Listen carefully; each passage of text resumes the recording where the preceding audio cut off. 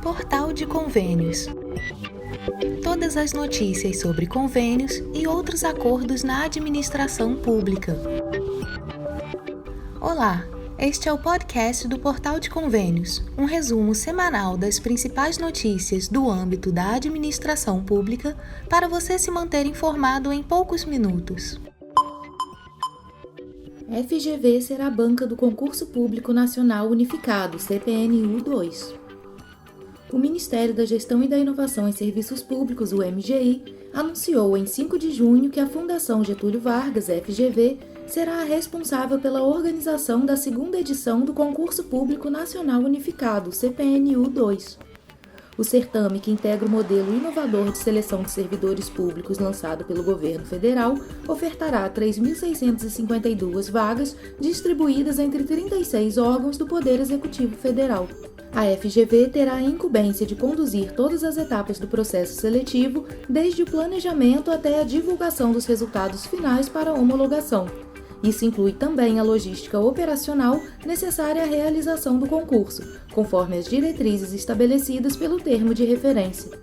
A coordenação geral ficará a cargo do MGI.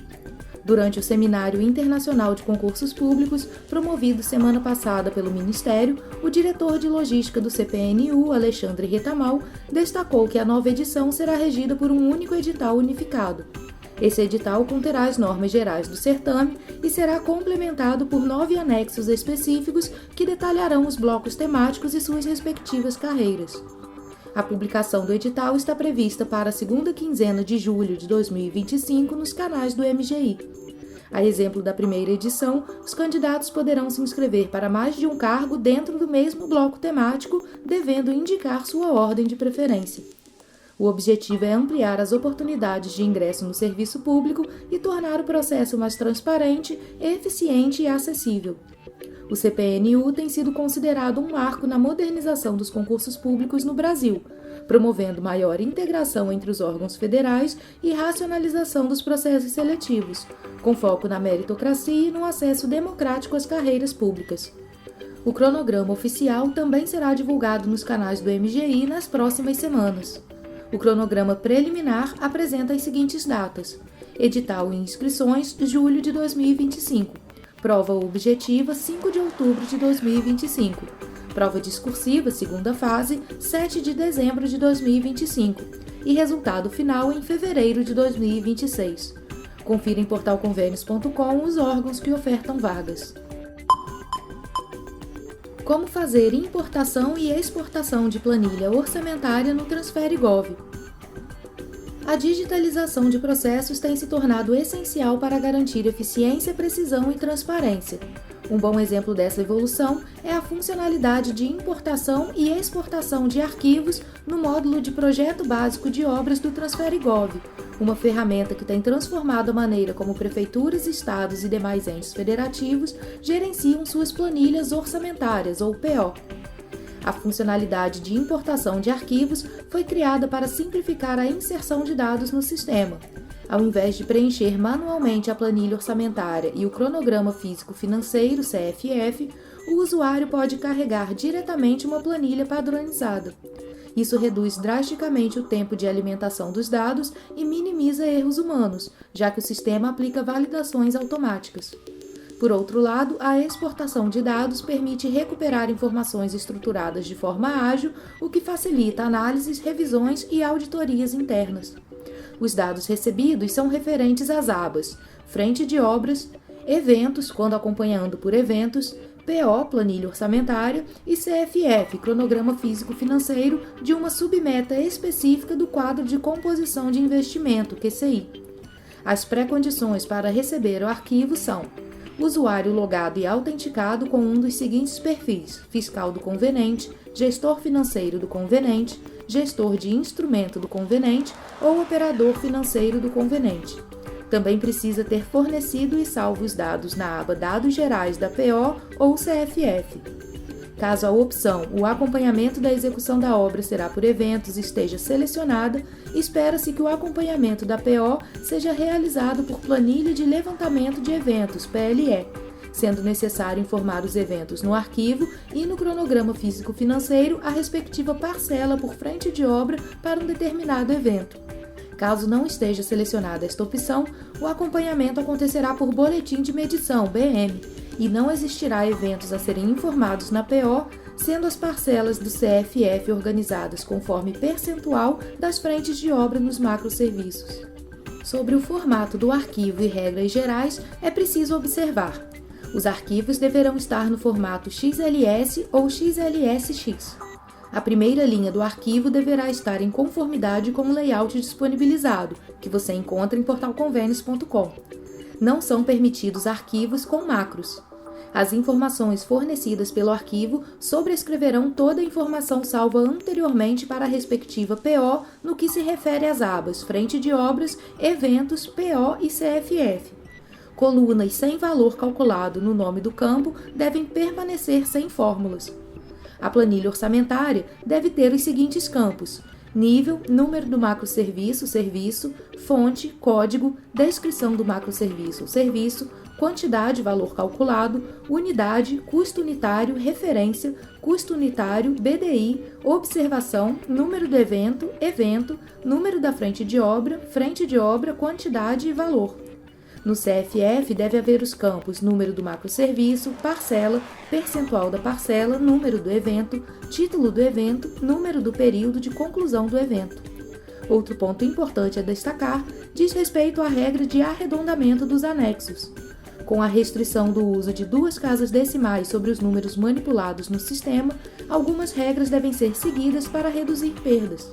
Tanto os valores em reais como em percentual devem ser exibidos e armazenados com precisão de 2 casas decimais. A ação do arredondamento sobre os números é aplicada ao dígito posicionado na casa dos centésimos, mas o critério de verificação depende do dígito posicionado na casa dos milésimos. A saber, se o dígito na ordem dos milésimos estiver entre 0 e 4, o dígito dos centésimos não é alterado, sendo descartado. Para os demais valores, entre 5 e 9 na casa dos milésimos, o dígito dos centésimos é arredondado para cima, sem alteração no dígito dos décimos.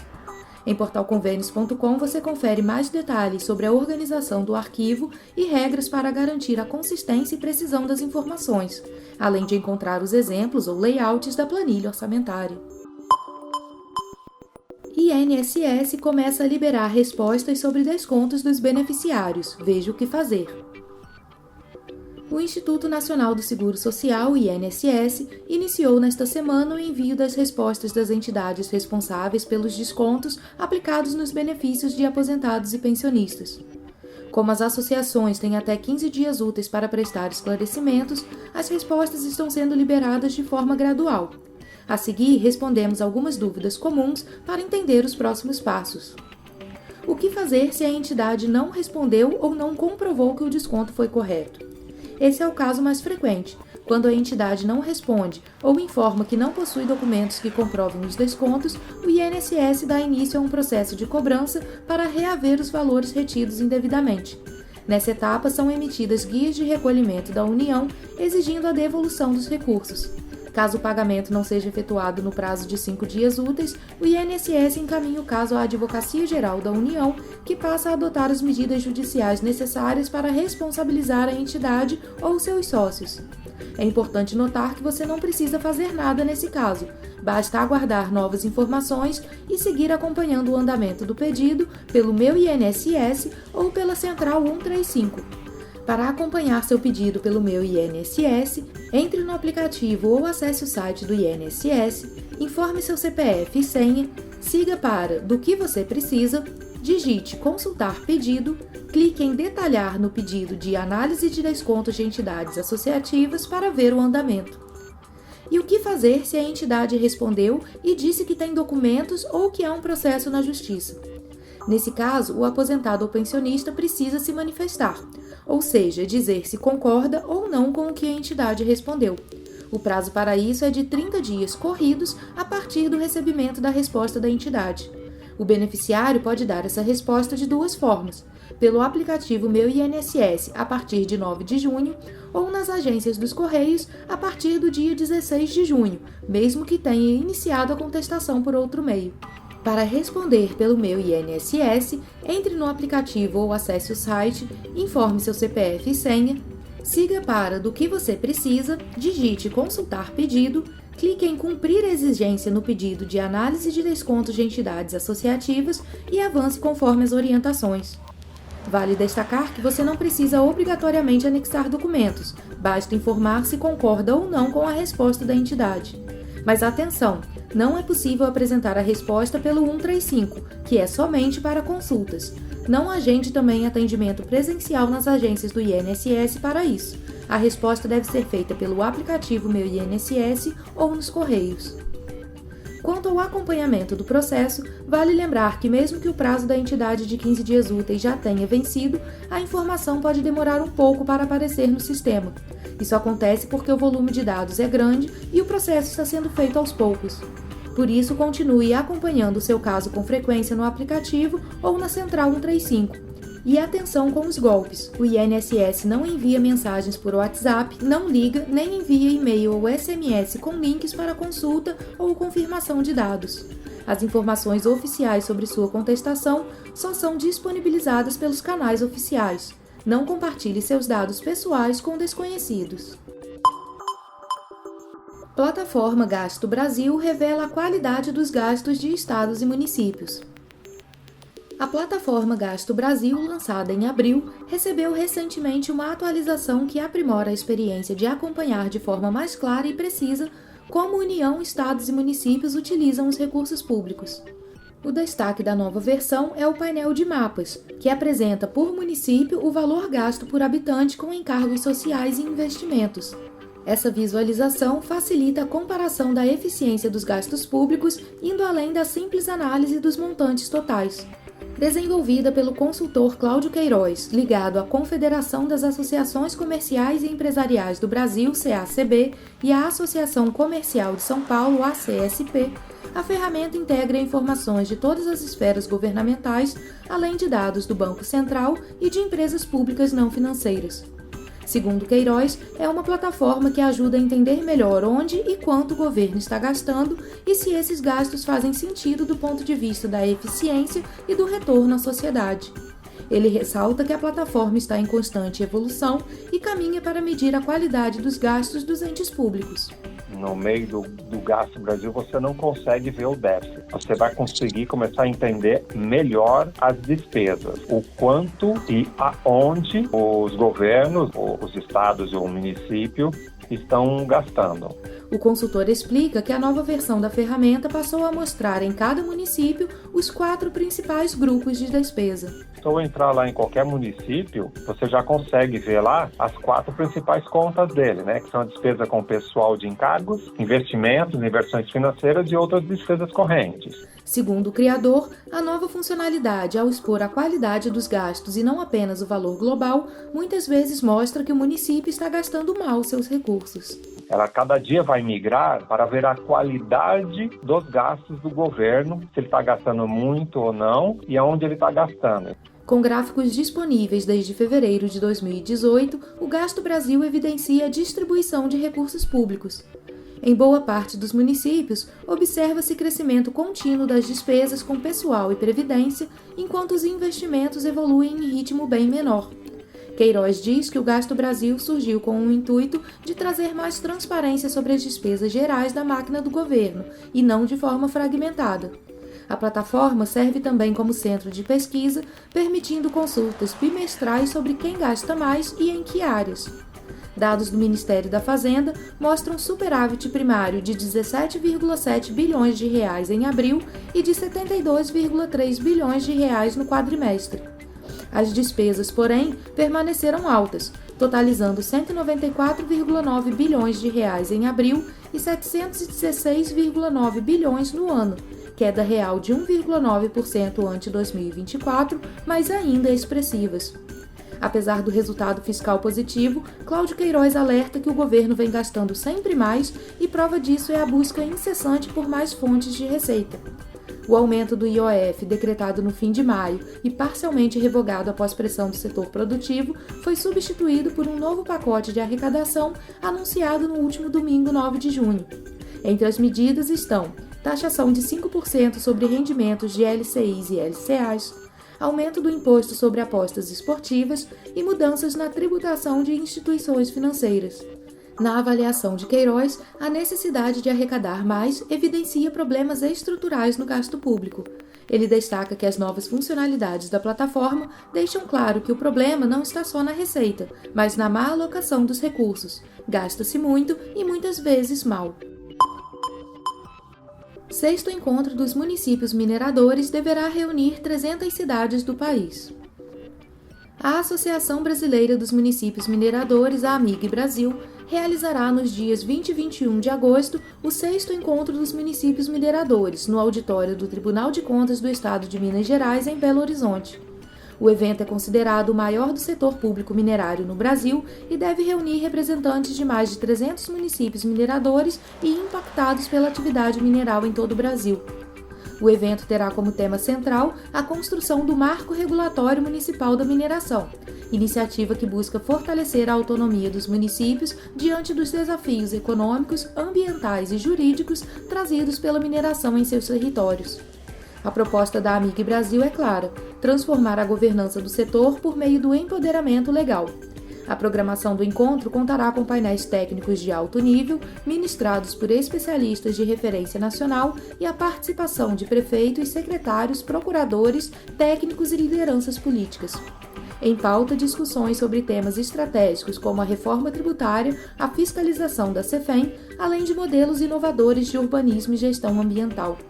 O evento também fomentará a formação de redes colaborativas entre gestores públicos, com foco em estratégias para melhorar e aperfeiçoar a arrecadação, além de preparar os municípios para uma atuação mais eficiente e justa frente aos impactos da atividade minerária.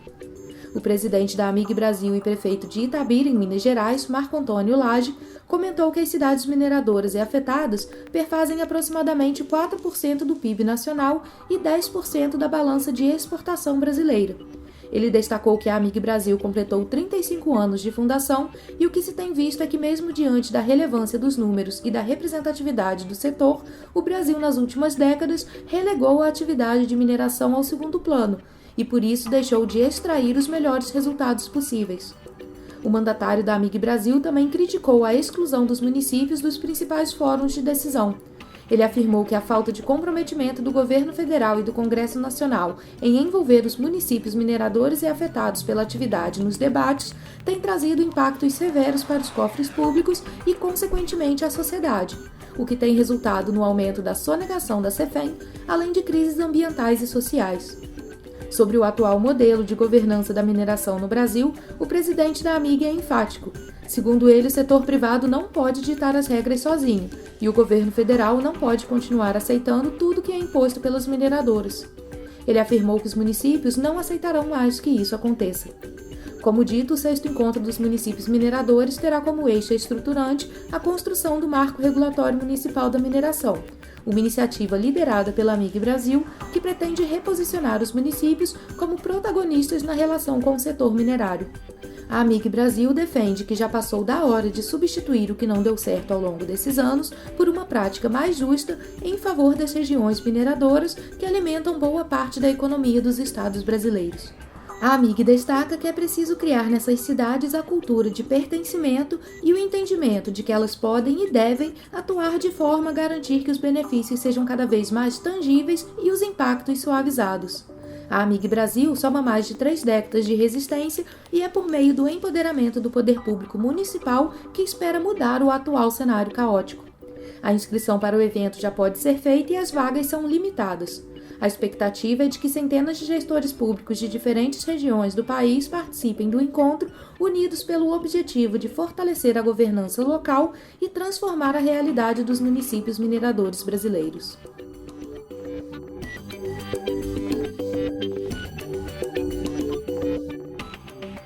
Você ouviu mais um podcast do Portal de Convênios, te atualizando sobre projetos, prazos e ações em administração pública.